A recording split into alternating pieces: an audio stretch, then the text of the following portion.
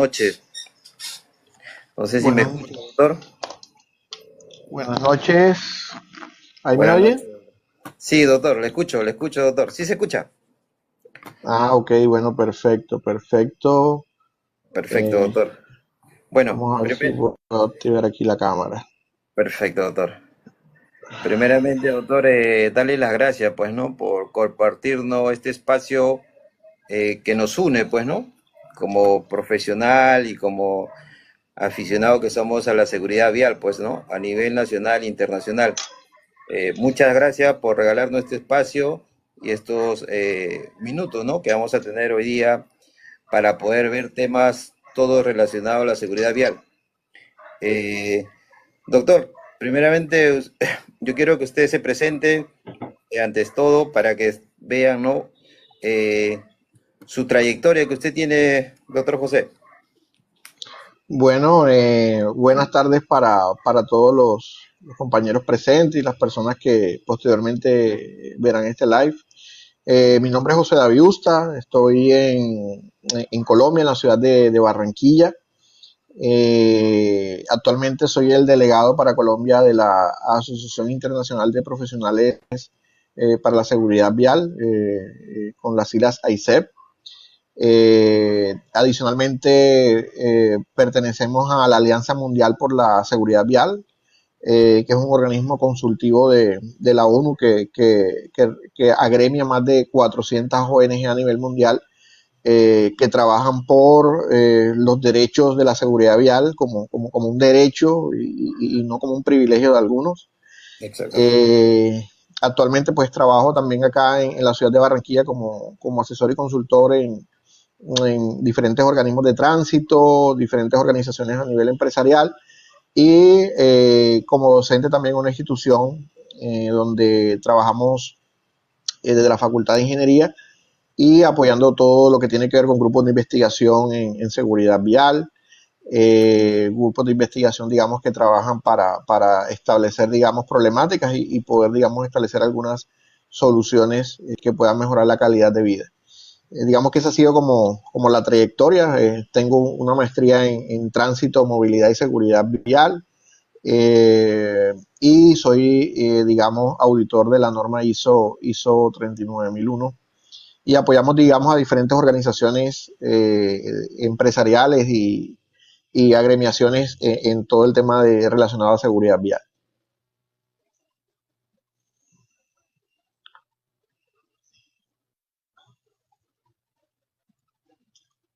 Que se realizó el Congreso Internacional de Profesionales en Seguridad Vial, se realizó en la región de Cataluña, específicamente en Mollet del Vallès.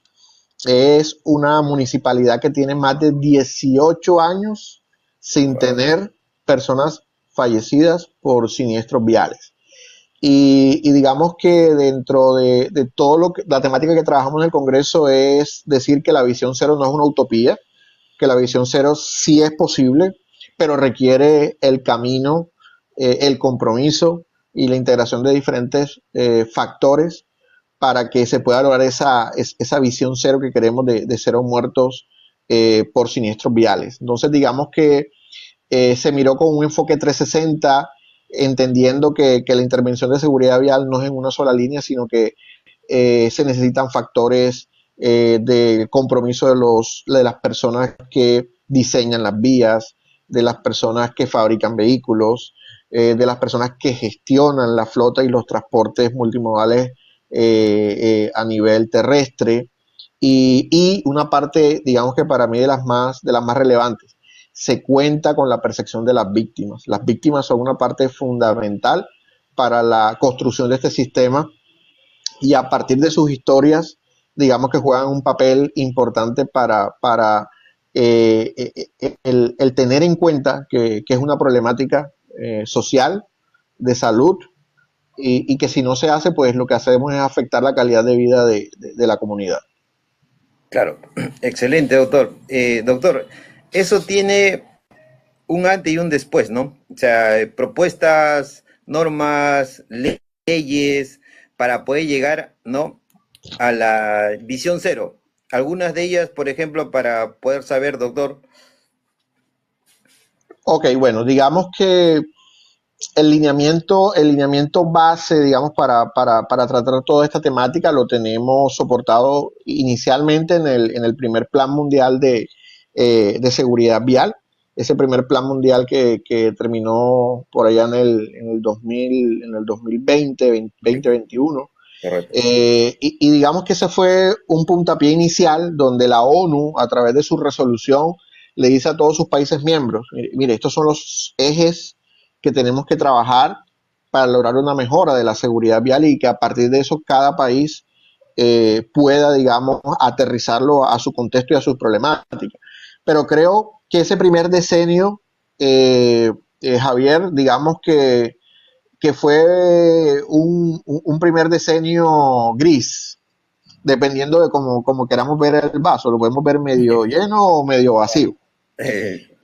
Digamos que no se alcanzó el objetivo, que era disminuir en un 50% los siniestros en ese decenio. Claro, Pasamos de 1.3 a 1.19, o sea, muy lejos de la meta inicial. Pero esa reducción, estamos hablando también de cientos de millares de vidas que se lograron salvar.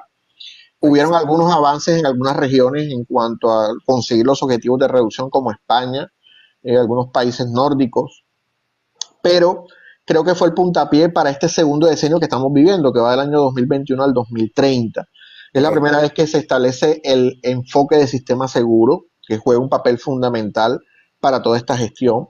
Y a través de este plan mundial podemos aterrizar diferentes directrices que han nacido. Por un lado, tenemos las denominadas ciudades 30, como ciudades 30, ese enfoque donde reduzcamos la velocidad, 30 kilómetros. donde, claro, a 30 kilómetros por hora o menos, dependiendo del contexto de las vías. Exacto. Eh, Nacen organizaciones como IRAT, que es el Programa Internacional de Evaluación de Vías y Exacto. Carreteras, estableciendo unos niveles importantes.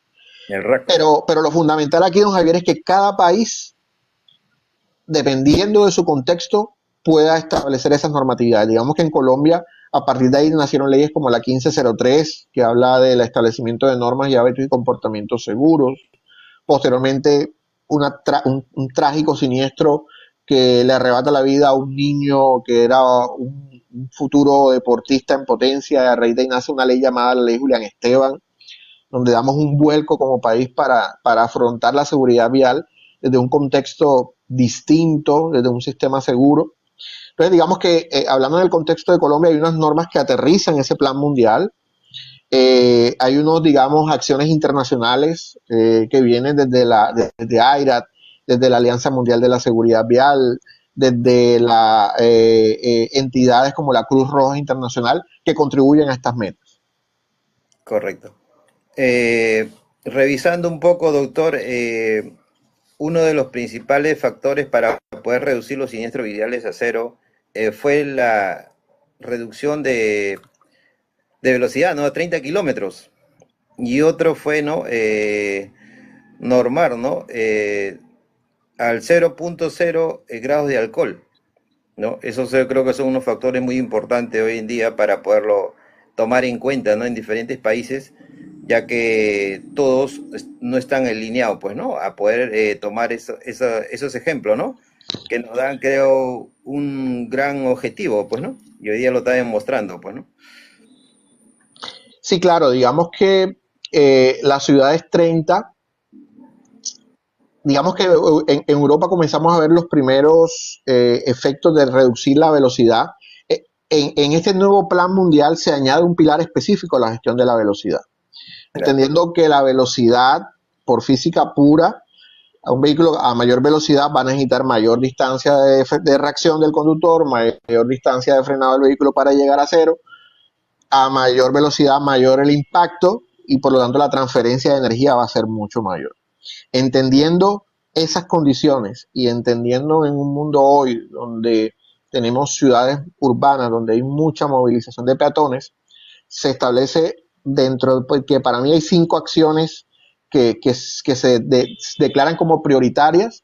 Una de esas es las denominadas zonas 30. Zonas 30 para la reducción, sobre todo en aquellos puntos de las vías donde hay gran afluencia de peatones, gran afluencia de personas que se movilizan, pues poder disminuir estas velocidades de tal forma que si llegaran a haber conflictos que se materializaran en siniestros viales, la probabilidad de vida es mucho más alta o la probabilidad de una lesión es mucho más baja, grave, con relación a que la velocidad, digamos, esté a velocidades muy superiores. Entonces sí juega un papel fundamental, eso obliga a un rediseño Claro. en las infraestructuras viales del país, obliga a que exista una norma nacional o dependiendo de cada país, por lo menos México que trabaja por estados o Estados Unidos o el mismo Argentina, entonces requiere unas reglamentaciones federales para que posteriormente los administradores de la vía o la autoridad local pueda reglamentar esas velocidades y comenzar a hacer ese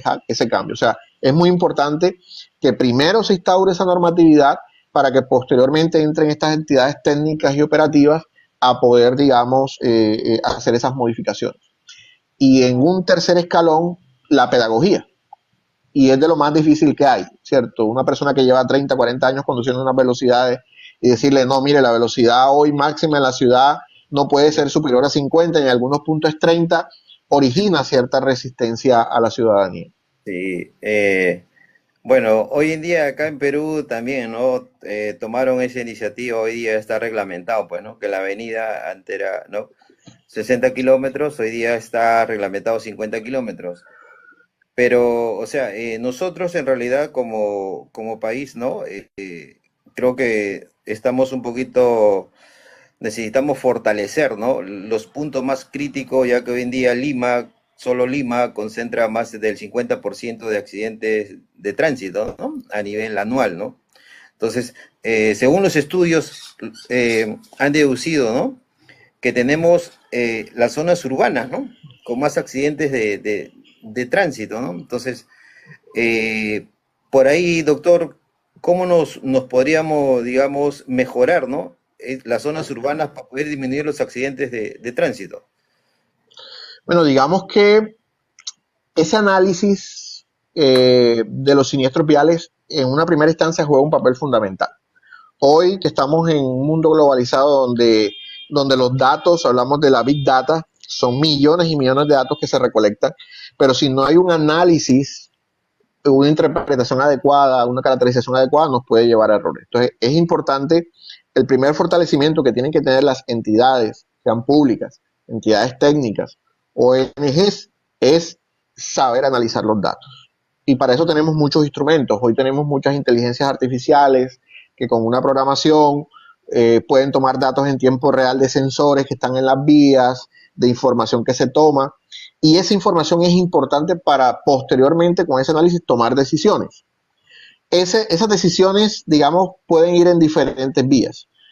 Analizar si la problemática es más hacia peatones, más hacia ciclistas, motociclistas, transporte público, y a partir de ahí establecer unas intervenciones integrales. No concentrarnos solamente en el factor humano, que es el error. La seguridad vial tradicional dice factor humano, 90% de culpabilidad en los siniestros a Sí, nivel mundial. Sistema de enfoque seguro dice, no, venga acá, hay una corresponsabilidad y exacto. por ponerle un caso para llegar a la respuesta. Determinamos que hubo un siniestro vial donde la causa del factor humano es que la persona iba a exceso de velocidad o que la persona hizo un adelantamiento en una zona de la vía que la señal decía que estaba prohibido. Correcto. Entonces, si nos quedamos ahí, factor humano. Pero cuando entramos a analizar ese factor de la infraestructura y determinamos, oiga, pero es que la infraestructura no tenía ningún elemento de dispositivos de control de velocidad, Exacto. no tenía unos dispositivos que le restringieran a ese conductor a hacer adelantamiento. Entonces, hay factores, y si le sumamos al vehículo, oiga, qué elementos de hadas tenía ese vehículo de ayudas inteligentes que pudieron reducir.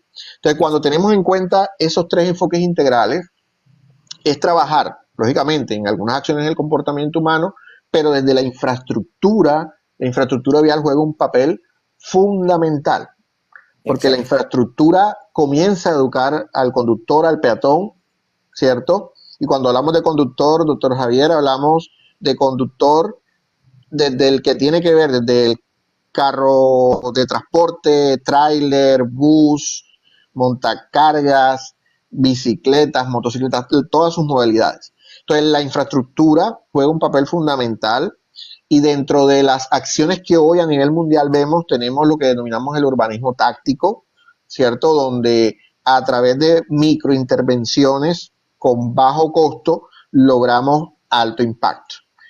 Excelente. Reducción o acotamiento de calzadas, teniendo en cuenta, digamos, radios de giro, teniendo en cuenta flujo de vehículos. Entonces, sin duda hoy ha habido una modificación, sobre todo en entornos urbanos, donde estas modificaciones priorizan a los actores viales vulnerables. Como decía un profesor mío de diseño de vías, decía, si nosotros priorizamos en un modelo donde nos enfocamos en el actor vial más vulnerable, que es el peatón, de ahí para atrás todos van a estar seguros en la vía. Y pienso que ese es el gran enfoque hoy en día, en priorizar esos actores viales vulnerables y a partir de ahí construir un sistema que hoy en día le añadimos un tema, sostenibilidad, que juega un papel fundamental. Entonces, digamos que para mí juega un rol importante el tema de la infraestructura. De nada vale que demos una buena formación y entrenamiento, como pasa muchas veces y a veces uno queda sin respuestas. Usted va a un colegio, desarrolla un programa de formación con niños y le dice tiene que pasar por el paso cebra, tiene que pasar por el punto de semáforo, pero cuando ese niño sale fuera de las instalaciones del colegio, no hay paso cebra o no hay semáforo. Entonces tiene que haber una coherencia. Tiene que estar todo claro. Eso nos falta un poquito reforzar, ¿no, doctor? Hoy en día la tecnología, ¿no?, es un aliado, ¿no?, para la seguridad vial, ¿no? Y no da resultado, pues, ¿no? Yo creo que es un costo que se debe asumir, pero es muy importante porque a corto o largo plazo es una cultura vial, pues, ¿no? Que a todos los conductores nos obliga, pues, ¿no?, a poder respetar todas las normas de tránsito, tanto urbano como nacional, pues, ¿no? Entonces, justo están en ese proceso de transformación en tecnología, ¿no? En radares, en sensores, en cámaras, ¿no? En todas zonas urbanas, ¿no? Para poder reducir todos los siniestros viales a nivel urbano, ya que hoy día es, ¿no?, uno de los principales accidentes de tránsito, ¿no?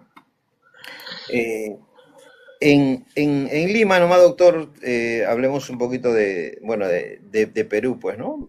Estamos iniciando estas entrevistas con especialistas, ¿no?, en seguridad, para poderlo ver de otra manera el tema, pues, ¿no? Ya que nosotros lo tenemos de repente visionado, pero como usted tiene ya experiencia internacional, lo ve de otro ángulo, pues, ¿no? Para poderlo de repente apreciar y poder tomar otras acciones de mejora, pues, ¿no?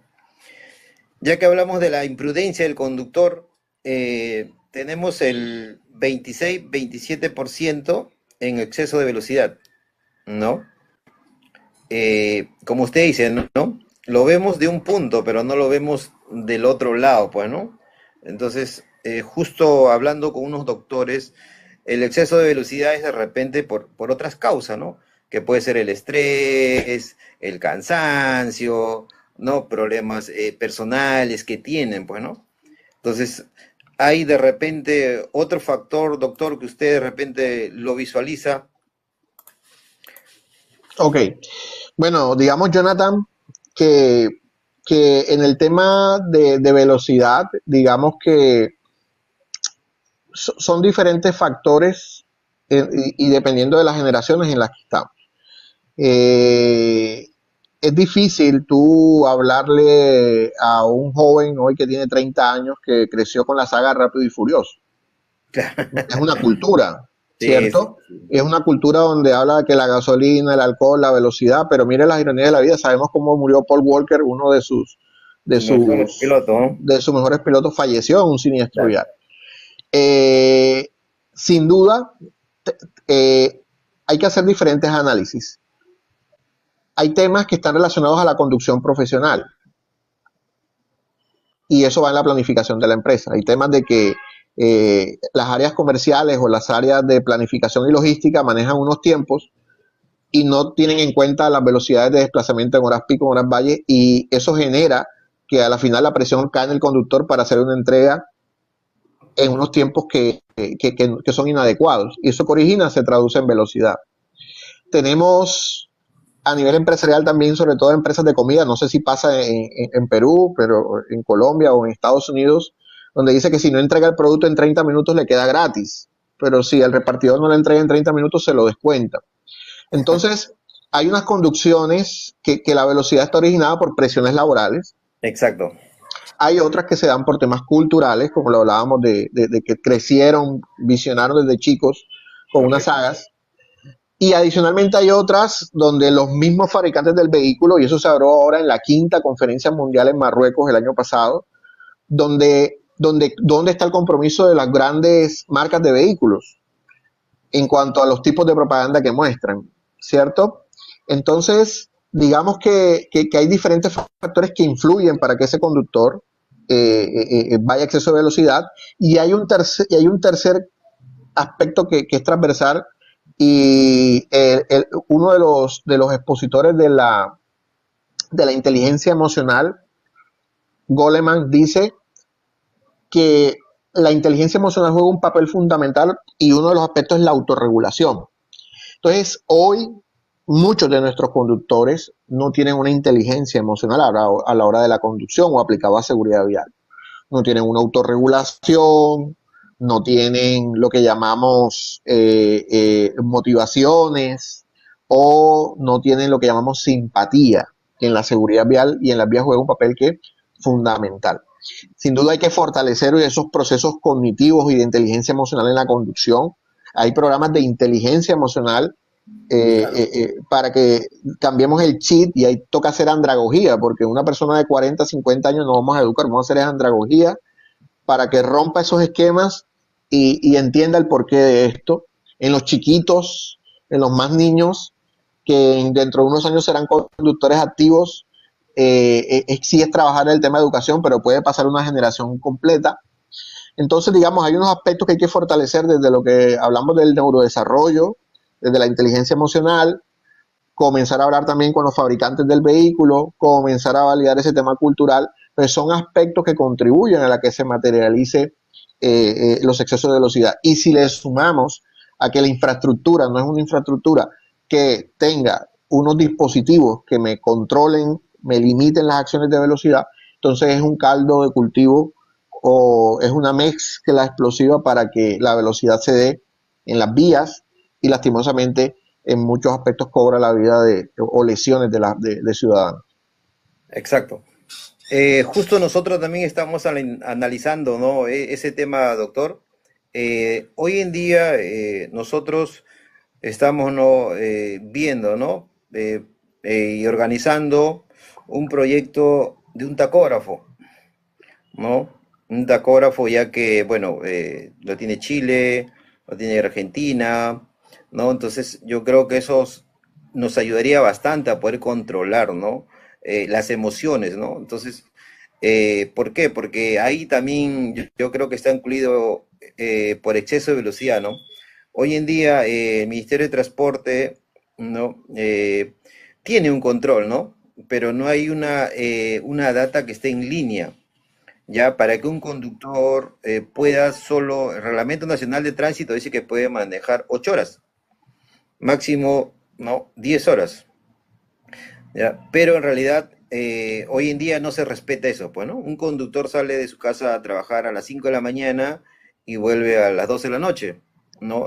Entonces, ese también es un factor, ¿no? Que influye, yo creo, ¿no? El exceso de velocidad, ¿no? Entonces, Total, digamos que ahí juega un papel fundamental lo que llama la responsabilidad social de las empresas en seguridad vial. correcto. Tenemos una norma internacional que es la ISO 39001, que es el Sistema de Gestión Internacional en Seguridad Vial, que les habla a las empresas de esa responsabilidad que tienen en su operación del transporte. Exacto. Entonces, es importante que las organizaciones se autorregulen para poder, digamos, disminuir las consecuencias que pueden generarse en su operación. En Colombia es ley, hay una norma específica que habla de que es obligación que las empresas, dependiendo de unas condiciones por número de vehículos y personas que conduzcan, es obligación de tener un sistema de gestión de seguridad vial como hay de riesgos laborales, al mismo nivel. Entonces, Claro. eso ha ayudado a que en estos 10 últimos, 12 últimos años, muchas organizaciones hoy tienen esa autorregulación en validar temas del proceso de selección de sus conductores, validar cómo entra ese conductor desde el punto de vista médico, desde el punto de vista psicológico, validar ese conductor si tiene las competencias para operar ese vehículo con esa carga que va a transportar y valorar esos tiempos de conducción. Las mismas organizaciones tienen que elaborar unas políticas claras de horas de conducción, horas de descanso, lo que tiene que ver con límites de velocidad, lo que tiene que ver con el uso de cinturones de seguridad, prohibiciones de utilizar elementos distractores, cero tolerancia con el consumo de sustancias psicoactivas o alcohol. Entonces, juega un papel fundamental que en esos países donde de pronto hoy todavía no es obligatorio un sistema de gestión de seguridad vial, pero por responsabilidad social se pueden hacer una ISO 39001. Y no solamente para cumplir, sino que les abre el campo a nivel internacional. Una empresa que tiene certificación en una ISO 39001, a mí como cliente me da una garantía de que mi producto o mis trabajadores que son transportados van bajo una empresa que está haciendo una gestión en seguridad vial. Entonces es muy importante también estos sistemas internacionales y autorregulación en seguridad vial. Excelente. Claro, eso sería a nivel nacional, pues, ¿no? Porque hoy en día, como le digo, sistema urbano, tenemos ese problema, ¿no? Entonces, a nivel también nacional, igual, ¿no? En transporte pesado también igual. Entonces, de una u otra manera, eso nos ayudaría a poder reducir, ¿no? Los siniestros viales a nivel nacional, pues, ¿no? Claro. Claro, el tacógrafo como elemento y como se opera en Europa es fundamental. O sea, en cualquier momento un agente de tráfico puede tener el vehículo, pedirle al conductor que imprima la tirilla del tacógrafo y él ahí puede saber cuánto tiempo el vehículo lleva recorrido, si el conductor ha hecho algunos descansos, si va en la ruta que está autorizada. O sea, el tacógrafo juega un papel fundamental como ese órgano de control adicional por parte de las autoridades. Implica también un compromiso y una renovación de tecnología, digamos, en los vehículos como complemento a una instalación de GPS, que también hoy muchas empresas con estos sistemas de localización también hacen una gestión de control. Excelente. Claro, doctor. Bueno, también tenemos nosotros los accidentes en Lima por ciclistas, no, por motociclistas, disculpe, ¿no? Es un tema, ¿no? Que hoy en día se están mejorando, pues, ¿no? Para poderlo también visualizar, ¿no? De diferentes puntos. Colombia también, creo, doctor, tiene ese problema de las motocicletas. Sí, lastimosamente en Colombia es el principal actor vial que fallece en las vías del país. Estamos hablando que de cada 10 siniestros donde hay muertos, en 6 se ven involucrados motociclistas. Son alrededor del 60% de las muertes. Y lastimosamente dentro de investigaciones que hacen diferentes entidades como la FIA, la Federación Internacional de Automovilismo, acá en Colombia hay entidades como CESBI Colombia. Digamos que hay factores y terribles, digamos, pero toca decirlo así, donde el vehículo, en este caso la motocicleta, juega un papel fundamental. Y es donde decimos que aquí los fabricantes del vehículo tienen una alta responsabilidad. ¿Por qué? Porque hay plantas de fabricación de estos tipos de motocicletas que en otros países no los dejan ingresar si no tienen frenos ABS, si las motos no cumplen ciertos estándares, pero en la región de las Américas vemos que tienen las mismas marcas plantas, pero todavía tenemos motos con frenos de disco, frenos de tambor, y sabemos que estas motos ante frenadas abruptas pues origina un efecto rebote del motociclista. Entonces, súmele la velocidad como factor humano de la persona, pero ante una frenada abrupta e imprevista, esa motocicleta, por ese tipo de frenos, expulsa al motociclista. Entonces, hay papeles críticos que tienen que ver con la gestión que tiene que hacer el tomador de decisión en nuestros países.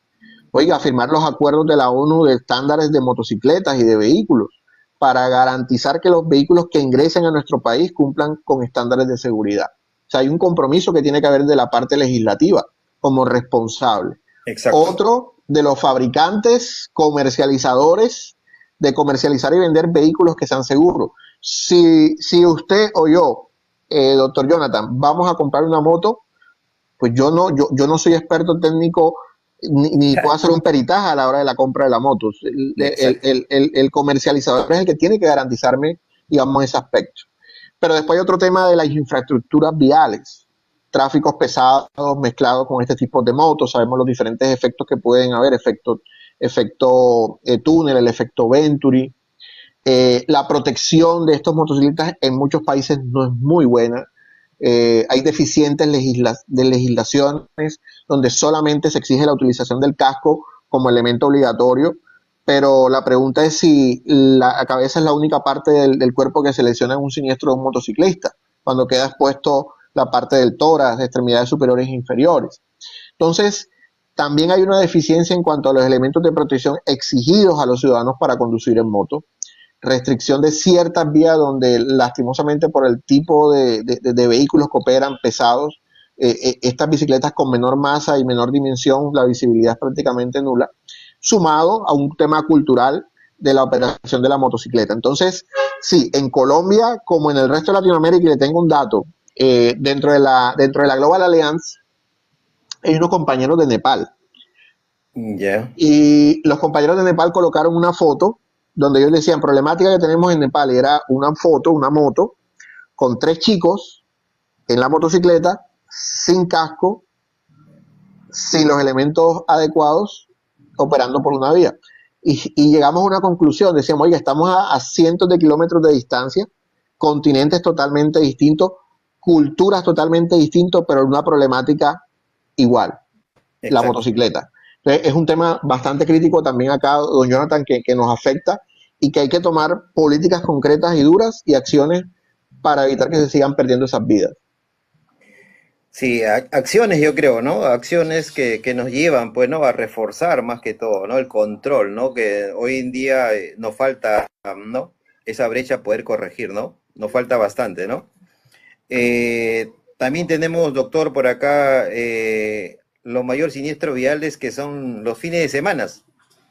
Ya lo tenemos también, ¿no? Por estadística, ¿no? Que nos brinda, ¿no? El Ministerio de Transporte, ¿no? Los días viernes y sábado. Eh, Hay un elevado, pues, ¿no? Accidentes de tránsito a nivel nacional.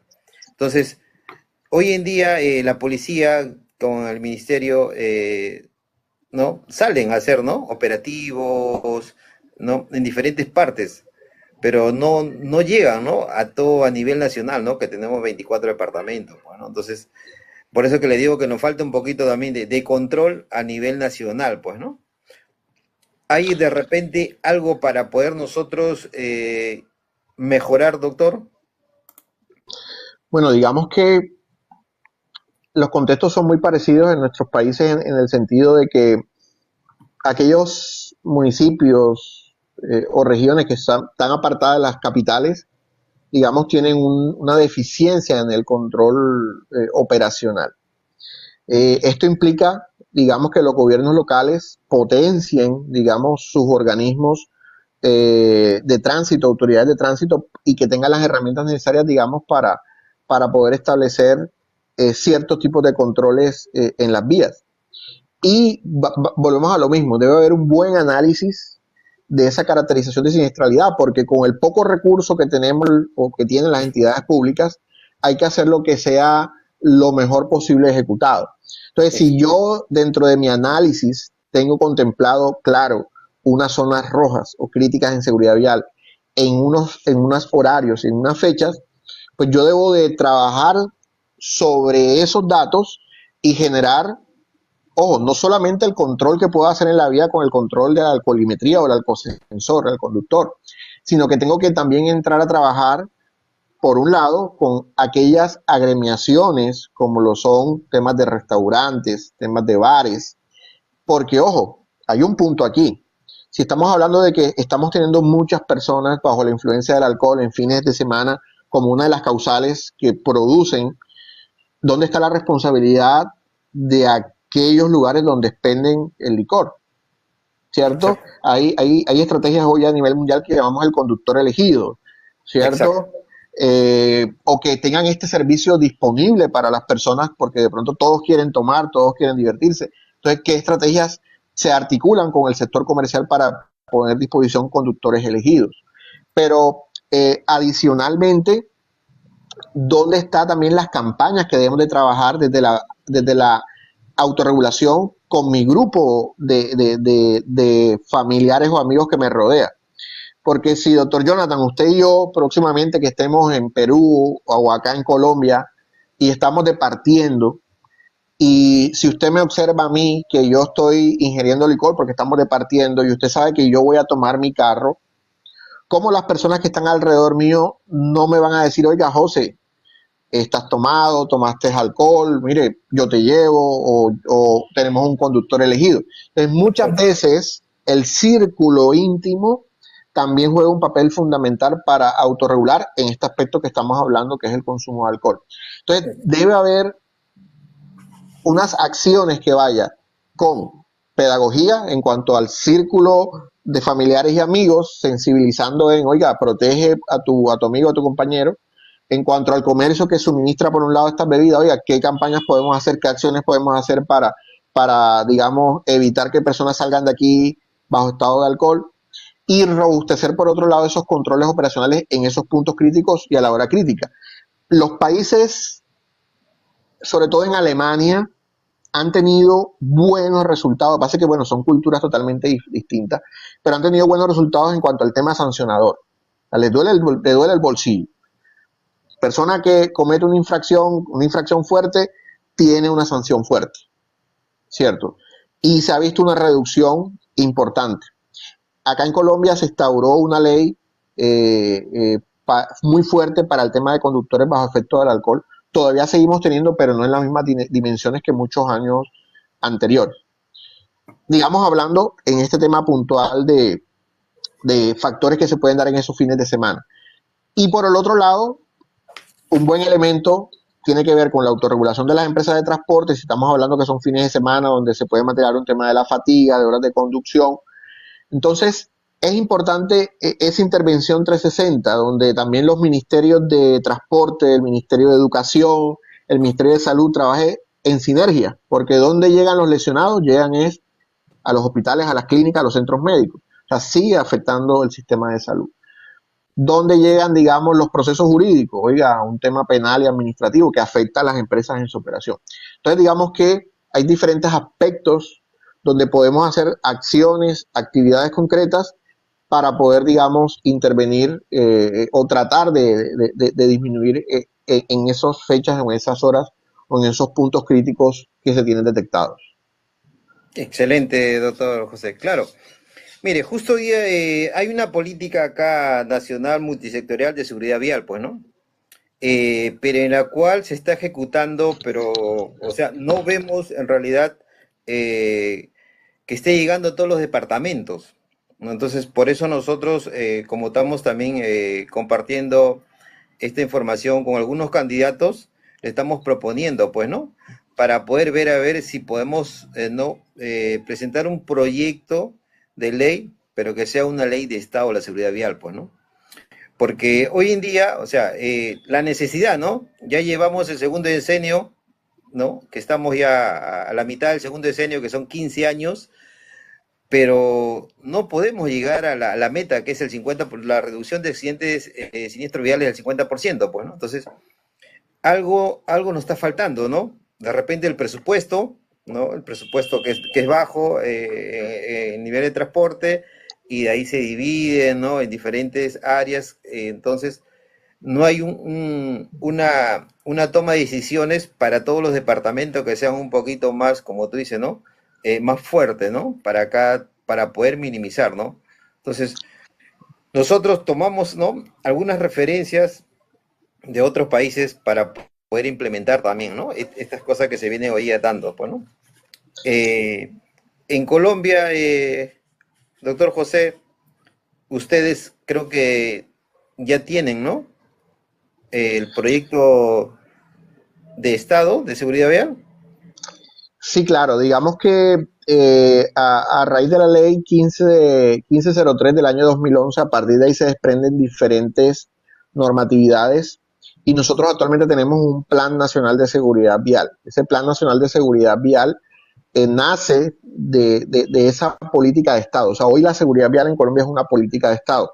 Independientemente del partido que esté gobernando, derecha, izquierda, centro, es una política nacional. Eso originó que se creara una Agencia Nacional de Seguridad Vial, una agencia técnica independiente a otras entidades como son temas de infraestructura, temas de transporte, una agencia técnica que gestionara la política de seguridad vial Claro. y que tuviera esa conexión con las regiones, ¿cierto? Para que pudiera aterrizar la problemática a cada región, ¿cierto? Hoy hay un plan nacional, pero ese plan nacional está por regiones, porque la problemática que hay en la costa donde yo estoy, Caribe, no es la misma de la costa pacífica o de la región andina de Colombia.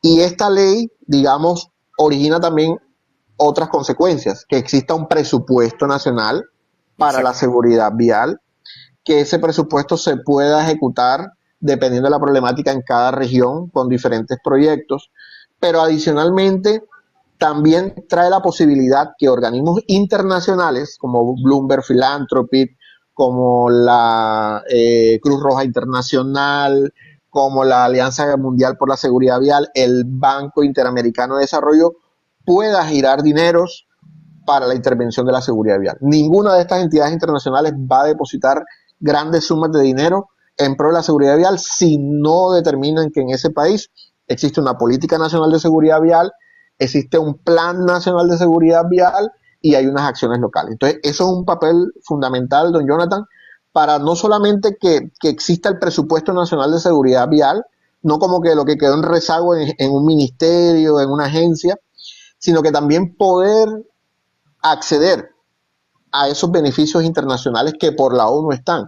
La ONU Claro. tiene un lineamiento específico, tiene un representante específico, el señor Jan Top, en seguridad vial.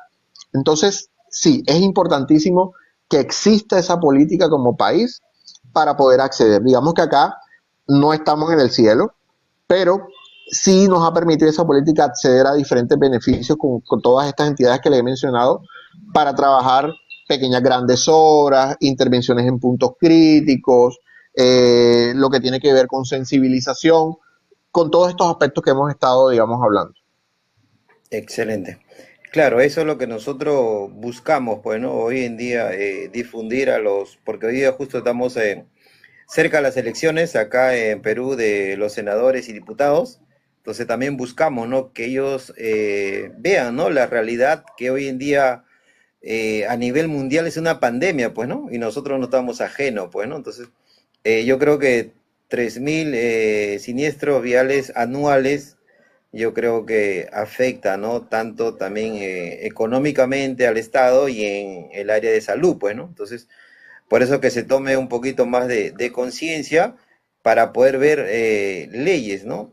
Y el proyecto que se dé para poder minimizar todos estos siniestros viales a nivel nacional, pues, ¿no?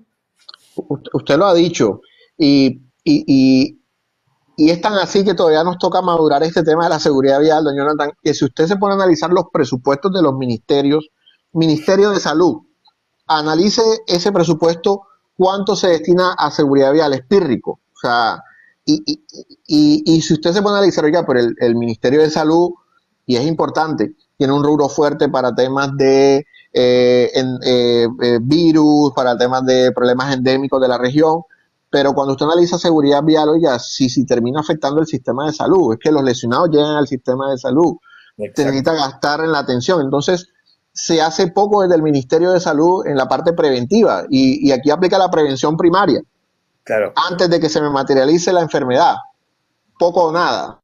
Pero cuando estuvimos en pandemia, la movilización que se gestionó para generar una vacuna, medidas preventivas, ¿cierto? Es importante que exista esa sinergia dentro de estos organismos nacionales para que los recursos se puedan distribuir de manera equitativa, puedan llegar y puedan, digamos, generarse eso que queremos, que es gestionar la seguridad vial de manera integral. Entonces, sí, es muy importante que esté como política nacional, pero que además existe una sinergia entre los ministerios a nivel nacional, entre Exactamente. las secretarías de organismos a nivel distrital, para trabajar mancomunadamente que nos termina afectando, como usted lo dijo, termina afectando el Producto Interno Bruto, Exacto. termina afectando un tema de bienestar social, porque entre más personas lesionadas, hoy hay un caso que estamos analizando.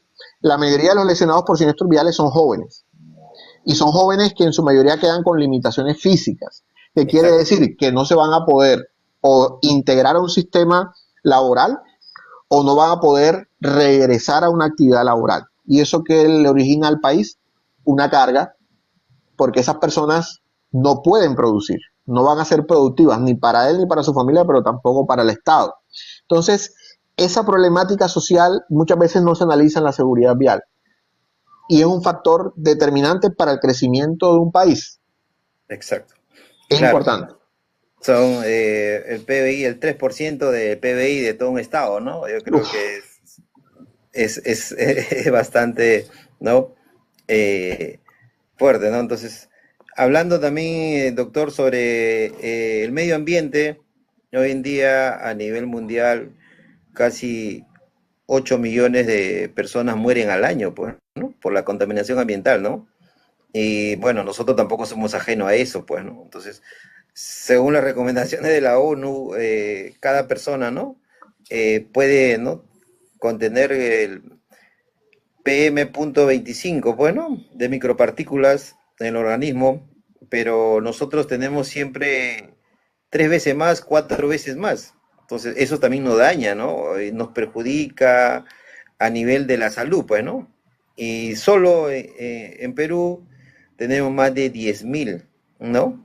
Personas, ¿no? Que le afectan, ¿no? La contaminación ambiental. Entonces, ese es otro tema también que se tiene que analizar, ¿no? Porque afecta en realidad la seguridad vial, afecta a varios factores, ¿no? Que no le toman, creo, la debida, ¿no? Seriedad, ¿no? Porque afecta a diferentes factores, ¿no? claro, hoy creo que hace unos días lo hablábamos con usted, don Jonathan, hablábamos y eso habrá otro espacio, hoy el decenio Exacto. para el transporte sustentable y sostenible 2026-2035. Hoy la huella de carbono, digamos que es una de las yo le he dicho, no sé, nosotros como humanidad a veces normalizamos como un tributo a nuestro sistema de movilidad que haya muertos, lesionados y que haya contaminación, ¿cierto? Nos Normal, ponemos, claro. nos ponemos dicen, no, muerto, bueno, es normal porque necesitamos movernos. Contaminación no es necesario. Entonces, hoy con los grandes estándares internacionales que hablamos de la renovación de estos sistemas de transporte de energías más limpias, Sostenible, juega, claro. juega un papel fundamental, claro, y hay una relación directa, como usted lo dice, hoy en la emanación de esa huella de carbono, cuántas enfermedades respiratorias nos agrava, cuántas nos genera, ¿cierto? Fuertemente. Entonces, hoy juega un papel fundamental desde la renovación de estos tipos de energías. Hoy hablamos a nivel internacional, Noruega, Oslo, digamos que tuve la oportunidad de conocer el sistema de transporte, tuve la oportunidad de conocer su visión. Hoy Noruega es uno de los primeros países que va a estar libre de cero emisiones de CO2 porque han pasado a energías totalmente limpias, renovables, vehículos eléctricos. El Sí, o sea, es importante. Nosotros como región sí estamos un poco más rezagados, ya hoy se comienzan a ver por lo menos a nivel de vehículos de transporte en Brasil, ¿cierto? Como Mercedes, hoy está trabajando o en la planta de donde ensamblan, digamos, estos vehículos con vehículos que vienen con energías renovables. Hoy los sistemas de transporte en muchas de las ciudades capitales de América ya están utilizando estos vehículos, pero tenemos esa otra problemática. Entonces los buses viejitos que salen de las ciudades terminan yendo a esos municipios lejanos, digámoslo así. Entonces sí, hoy juega un papel importante la sostenibilidad en la movilidad, porque no es solamente los lesionados o muertos que pueden haber por un siniestro de tránsito, sino toda esa afectación en salud que se genera por los diferentes vehículos, digamos, a combustión de gasolina o del petróleo en sus diferentes modalidades. Entonces, hoy se origina un cambio de esas políticas y nos impacta en los ODS tanto de salud, tanto de bienestar para las comunidades, y tenemos que trabajar ahí tanto en los sistemas de transporte masivos como en los sistemas de transporte de carga, digamos, para comenzar a renovar estas flotas. Eso también origina una corresponsabilidad del Estado para también con ese sector para garantizar esa transición sostenible del transporte. Exacto. Doctor José, hablemos un poquito de los pilares de la seguridad vial para tenerlo un poquito claro, ¿no? Hoy en día creo que esto se debe difundir, ¿no? Para nosotros también tener más conciencia, ¿no? De la necesidad que tenemos, pues, ¿no? Claro, digamos que desde el plan mundial se habla de unos pilares. Tenemos el pilar que tiene que ver con el tema de infraestructuras seguras. Hoy hablamos de infraestructuras que deben ser perdonadoras, en el sentido de que si se llega a cometer o el conductor comete un error humano, pues qué elementos de la vía no lo castigan con la muerte o no lo castigan con lesiones graves. Entonces hoy hablamos de infraestructuras perdonadoras, que implica la instalación de elementos de contención, la instalación de elementos de señalización y demarcación adecuados, o de dispositivos de control de velocidad. Entonces habla de una gestión ahí 360 de esa infraestructura, y que sea accesible y segura para todos sus actores viales, sobre todo desde los más vulnerables. Hablamos del pilar de vehículos seguros, y ahí le habla directamente también a los que fabrican y diseñan los vehículos, por un lado, de que debe ser un vehículo seguro para todos como derecho y no exclusivo por la gama del vehículo que yo escoja o seleccione. Entonces debe garantizarse que, independientemente que yo coja la gama más baja, pues tenga los mismos elementos de seguridad pasiva que tendría la gama más alta, ¿cierto? Aquí hablamos de vidas. Entonces, eso es un elemento fundamental. Pero adicionalmente habla de la responsabilidad de las empresas de transporte en cuanto a los mantenimientos preventivos, en cuanto a garantizar que esos mantenimientos se hagan con base a los fabricantes de esos vehículos, en cuanto a garantizar la renovación de la flota de esos vehículos dependiendo del tiempo que tenga estipulado para su servicio. Y hoy hablamos de unos dispositivos ADA, de unas ayudas inteligentes a la conducción, ¿cierto? Que no es conducción autónoma, pero son esas ayudas que facilitan al conductor ante un despiste, ante una distracción. Ellas, digamos, corrigen ese error en la vía. Tenemos un tercer elemento que es la gestión de velocidad, que lo hemos hablado, donde implica ciudades 30, velocidades 30, ciudades para la vida, donde implica intervenciones de las intersecciones, de los tramos de vía para reducir la velocidad. Implica también una gestión de los gobiernos para disminuir las velocidades en sus vías. Tenemos usuarios seguros en las vías de tránsito, y ahí hablamos desde la formación, sensibilización de los diferentes usuarios que tenemos, que usen bien las infraestructuras viales, que se desplacen de manera adecuada, de que cumplan la normatividad, pero que también aquellos que pueden ser irresponsables, también pues se pueda determinar una serie de sanciones ejemplares, o que llamamos las infracciones de tránsito, o los procesos pedagógicos para regular esa conducta de esas personas.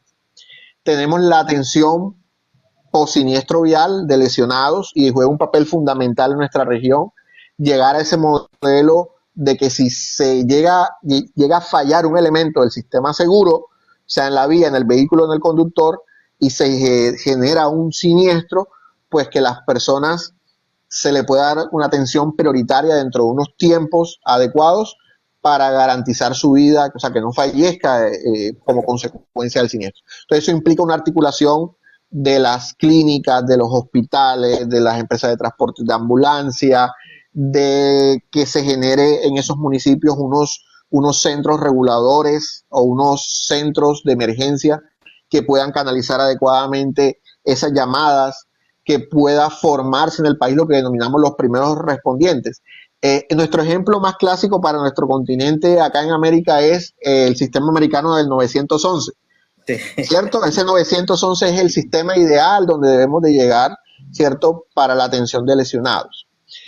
Y digamos que dentro de estos pilares que hemos mencionado, le debemos de anexar un tema de gobernabilidad. La gobernabilidad es que los gobiernos asuman su responsabilidad, pero que también la parte de los empresarios asuman su responsabilidad, pero que también los ciudadanos asuman su responsabilidad dentro de esta. Y transversalmente como pilares complementarios tenemos entidades internacionales como la ONU, el Banco Mundial, tenemos la Federación Internacional de Automovilismo, AIRA, que contribuyen a las mejoras de estos aspectos en seguridad vial, tanto en temas económicos como de asesoría técnica, pero también entra la responsabilidad en otro pilar, la parte educativa, educación, las universidades, colegios, instituciones. Entonces digamos que ahí englobando en todo esto que hemos mencionado están los pilares que debemos de aterrizar en nuestros países para poder hacer una adecuada gestión en la seguridad vial. Sí, justo nosotros hemos presentado un proyecto de ley de la seguridad vial, porque hoy en día estamos, pues, ¿no? Priorizando, pues, ¿no? Está en la comisión, ya en el Congreso, en la comisión de Salud y Deporte y Educación. Ojalá se pueda aprobar ese proyecto para poder nosotros darle, pues, ¿no? A conocer tanto a nivel secundario como universitario, ¿no? Ya que hoy en día, según los indicadores de la edad ¿no? Es la edad promedia donde cual los accidentes fatales son más registrados, pues, ¿no? Entonces, ojalá que se pueda aprobar ese proyecto de ley y nos ayudaría bastante también, ¿no? A poder culturizar, ¿no? Ya a un niño, digamos, de 12 años, 13 años, pues, ¿no? Entonces, y se va a ver reflejado, pues, ¿no? De acá a mediano plazo o a largo plazo también, pues, ¿no? Entonces, eso es muy bueno, ¿no? La educación vial. Así es, Claro. digamos que entre más temprano podamos sensibilizar a nuestros jóvenes va a ser importante porque en un futuro, digamos, ellos van a ser conductores más activos. Y digamos que es un complemento a medida que vamos trabajando infraestructura, vamos trabajando vehículos seguros y trabajando paralelamente. Es una combinación, siempre lo he dicho. La seguridad vial no es blanco y negro, tiene sus matices y debe haber una intervención integral. Excelente. Doctor, ya hablando de infraestructura vial, ya que usted no está también, digamos, alineado, pues, ¿no? Hay niveles, ¿no? Por nivel 1, nivel 2, por estrellas. ¿Nos puede dar a conocer esos detalles, doctor? Claro, digamos que desde el Plan Mundial hablan de que se debe establecer en los países un sistema de calificación de vías. Y nos hablan de que deben haber dos procesos, procesos de auditoría vial y procesos de inspecciones viales. Cuando hablamos de auditoría en los aspectos de prefactibilidad de un proyecto o en el aspecto del diseño de ese proyecto. Debe aplicarse auditorías de seguridad vial para validar que ya contempla aspectos del sistema de enfoque seguro. Y hasta el momento de la construcción podemos hacer auditoría. Una vez que una vía se entrega, que ya está operativa, ya no hacemos auditoría, hacemos son inspecciones viales para validar su estado. Partiendo de esto, el Programa Internacional de Calificación de Vías, que es AIRAP, entendiendo la necesidad de que podamos calificar las vías por estrellas, así como las estrellas Michelin de los restaurantes, ella también evalúa las vías por unos niveles de estrella dependiendo de unas características de evaluación. Vía tiene muchos programas, digamos, muchos y aplicativos dependiendo de la necesidad. El más común o el que se conoce comúnmente es la calificación por estrella de las vías. Esa calificación va de 1 a 4 estrellas y, digamos, de 1 a 5 estrellas lo que va es calificando, entre más estrellas tenga esa vía, quiere decir que la vía es más segura. Y ahí se evalúan elementos de señalización, de demarcación, de iluminación, de estado del pavimento, de dispositivos de control de velocidad y dependiendo del enfoque. Yo puedo hacer una auditoría por estrellas enfocada solamente a peatones para evaluar el nivel de vulnerabilidad que tendría ese peatón. Entre más baja sea la estrella, 1 o 2 quiere decir que está en un nivel crítico, 3 quiere decir que hay un nivel intermedio de vulnerabilidad, pero que hay unos aspectos que se pueden mejorar, 4 y 5 me dice que es una vía que es segura para transitar de estos peatones y digamos que hay que hacer un mantenimiento del mismo. Pero también AIRAP califica la seguridad para ciclistas y hay una que es muy importante que es la Star Racing for School, que es la que evalúa los entornos escolares. Se hace una auditoría en los entornos escolares de esos niños, se incluye a los padres de familia, se incluye a los negocios que están cerca al entorno se incluye a los profesores y directivas de los colegios en estas evaluaciones para determinar cómo es ese entorno seguro o no, y también se le da una calificación por estrellas. Esto es importante porque es una de las entidades que tiene convenios a nivel mundial estandarizados. Una vez que, digamos, se puede acceder a IRAD, a diferentes cursos, también tiene las plataformas donde se envía la información, según lo pide IRAD, de las evidencias que se toman en campo, el conteo de aforos, características de la vía, y a partir de ahí hace un procesamiento de la información con la calificación de la vía y nos da unas medidas de recomendación de intervención que son muy importantes. Nos da esas medidas de recomendación y nos dice, oiga, señor José, si en este tramo de la vía usted solamente decide hacer demarcación vertical, entonces ahí está gestionando el riesgo un 15%. Pero si adicionalmente le pone esta señalización horizontal, ya está gestionando un riesgo un 30%. Pero si adicionalmente hace una modificación del diseño de la vía, ya llega a un 45%. Pero si adicionalmente le instala estos dispositivos, puede llegar hasta una reducción del 90%. O sea, el plan de acción que AIRA, digamos, determina, le especifica solo, haciendo una intervención sola, cuánto sería el porcentaje de gestión de ese riesgo vial y hacerlo, digamos, al hacerlo combinado, digamos, con otros elementos, a cuánto llegaría la gestión de ese riesgo y es fundamental. Entonces, AIRAT como entidad a nivel internacional nos ayuda inclusive a presentar esos informes de una manera muy detallada, muy descriptiva y poder saber, oye, si yo sé que hay una vía nivel 1, estrella 2, crítico, ¿qué tengo que hacer? ¿Vale? Entonces, a eso se refiere esa clasificación por estrellas que, digamos, el Programa Internacional de Calificación de Vías tiene y que tiene unos aspectos gratuitos, digamos, de formación y otros que son, digamos, pagos para poder inclusive acceder a las plataformas y poder hacer el cargue de esta información. Pero IRAP también tiene otros elementos importantes, Jonathan. Tiene mapeo de riesgos de colisión, o sea, podría yo tomar zonas, como hablábamos ahorita al principio, de puntos rojos, llevarlos a un mapeo con un análisis de la investigación de esos siniestros y me puede dar, digamos, unas acciones de intervención en esos tramos de vía. Digamos que también habla de temas de intersecciones o puede también haber tramos de vía. Puede haber temas de ciclistas, de motociclistas y de peatones. Entonces, digamos, tiene una gama de diferentes datos que me arroja y que son importantes para tomar decisiones o mirar buenas prácticas en otros lugares. Claro. Le comentaba eso, doctor, porque nosotros, o sea, todos los años tenemos diferentes tipos de, digamos, de eventos a nivel de infraestructura, ¿no? Digamos, en la zona sur o en la zona centro, las vías, ¿no?, de infraestructura vial están siempre apegados a los, eh, a los cerros, ¿no? Entonces, Okay. pero, ¿qué es lo que pasa, no? Por los cambios climatológicos que está habiendo cada año, ¿no? Tanto en el sur o en el norte también pasa, pues, ¿no? Que se desborda, ¿no? Y afecta la pista, cruza la pista, corta la pista, se cae la pista, ¿no? Entonces, eso hace también que haya siniestros viales, pues, ¿no? Hace poco hemos visto que se llevó un bus, por ejemplo, ¿no? Producto de un huaico, se sale el río, ¿no? Entonces, eso nos falta también tomar un poco más digamos, de la importancia de darle, ¿no? A las categorías para poder verlo a nivel de mediano plazo, pues, ¿no?